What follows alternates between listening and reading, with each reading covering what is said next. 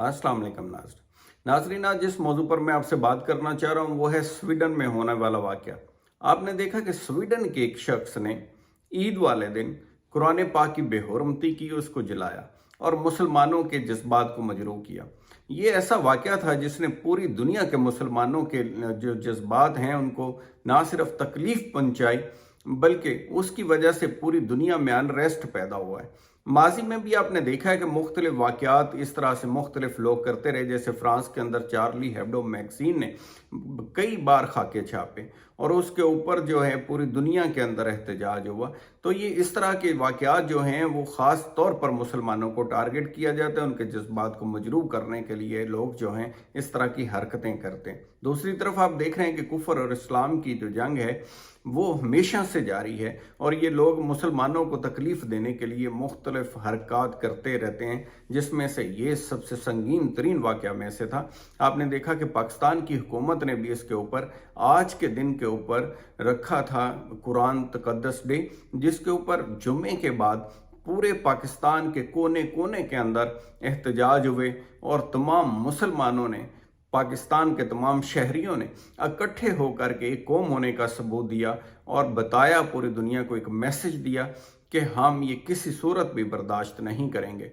और साथ ही साथ आपने देखा है कि बाकी ममालिक के अंदर भी, पूरी दुनिया के अंदर इसी तरह से मुसलमानों ने भरपूर एहतजाज किया है और उसी की वजह से आपने देखा कि वहाँ का जो मिनिस्टर ऑफ जस्टिस है स्वीडन का, उसकी स्टेटमेंट आई जिसमें उन्होंने कहा कि हम इस बात के ऊपर गौर कर रहे हैं कि हम अपने इसके ऊपर कोई ऐसा कानून बनाएं जिसकी वजह से आइंदा ये वाक़यात ना हो सकें। अब देखें कि अगर हम खामोश रहते हैं ऐसी चीज़ों के ऊपर तो इन लोगों के हौसले बढ़ेंगे।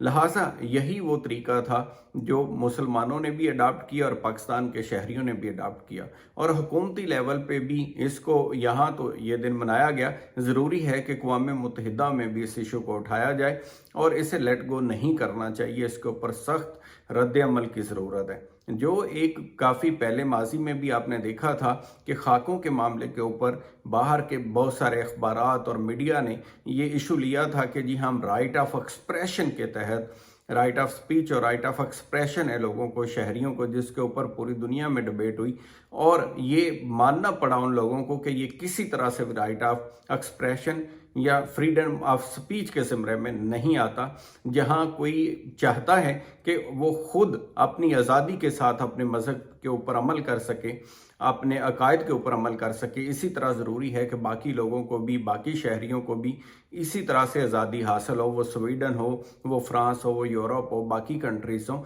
तो पूरी दुनिया के अंदर इस मुसलमान असूल को जब तक नहीं अपनाया जाएगा उस वक्त तक दुनिया के अंदर अमन नहीं हो सकता। अब देखें कि ऐसा करने की वजह से फिर वहाँ भी रिएक्शन में भी बहुत सारे वाक़यात होते हैं।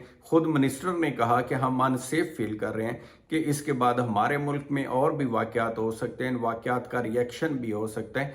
तो इस तरह से इनको ये सोचना चाहिए कि पहले से ही ऐसे लाभ बना देने चाहिए जिसकी वजह से ऐसा मुमकिन ना हो सके। पाकिस्तान के अंदर आप देखते हैं कि अक़लियतों के राइट्स को प्रोटेक्ट किया गया है, जिसके अंदर आप देखें सिख बरादरी है तो उसके लिए ननकाना साहब में उनकी इबादत गाह जो है वो माशाल्लाह अच्छे तरीके से है। फिर देखें नारोवाल के अंदर एक बेहतरीन किस्म की ना सिर्फ अमारत है बल्कि सहूलतें, और सिख बरादरी को वीज़े की और बाकी करतारपुर के अंदर तमाम सहूलतें दी गई हैं ताकि वो अपने अकायद और अपनी मजहबी रसूमात को अच्छे तरीके से कर सकें। उनको वीज़ा फैसिलिटी दी जाती है। इसी तरह के हिंदुओं के जो मंदिर हैं वो महफूज हैं और उनका तहफ़्फ़ुज़ किया जाता है, गिरजाघरों का तहफ़्फ़ुज़ किया जाता है, उनको मुकम्मल आज़ादी है और वो पाकिस्तान की तरक्की में शाना बिशाना है। पाकिस्तान के झंडे के अंदर इवन वाइट रंग जो है वो अक़लियतों का तहफ़्फ़ुज़ देता है और उनकी प्रोटेक्शन के हवाले से रखा गया है। अब नीड ऑफ द टाइम की जब बात करते हैं तो उसके अंदर भी ये था कि जिस लेवल के ऊपर पूरे मुल्क के अंदर प्रोटेस्ट हुए उसको चाहिए था कि हम दिखाते टीवी के ऊपर। आपने देखा कि जिस दिन वो बरतानिया के ताजपोशी की हो रही थी तकरीबात, تو ہمارے ٹی وی نے صبح سے شام تک اس کو مسلسل دکھایا، ایک ایک لمحہ دکھایا جو کہ بالکل غیر ضروری تھا اور کسی طرح بھی اس کی ضرورت نہیں تھی۔ اور یہ جو پوری قوم کی آواز تھی، جو پروٹیسٹ تھے، اس کو بھی مکمل ٹی وی کے اوپر دکھایا جانا چاہیے تھا تاکہ پوری دنیا کے اندر میسج آتا کہ مسلمانوں کے جذبات کیا ہیں، وہ کیا سوچ رکھتے ہیں، کتنا غم و غصہ پایا جاتا ہے اور کس طرح سے ان کا ری ایکشن ہے اس واقعے کے اوپر، تاکہ آئندہ کوئی جرأت نہ کرے اس طرح کا کام کرنے کی۔ تو اپنا خیال رکھیے گا۔ تھینک یو سو مچ۔ خدا حافظ۔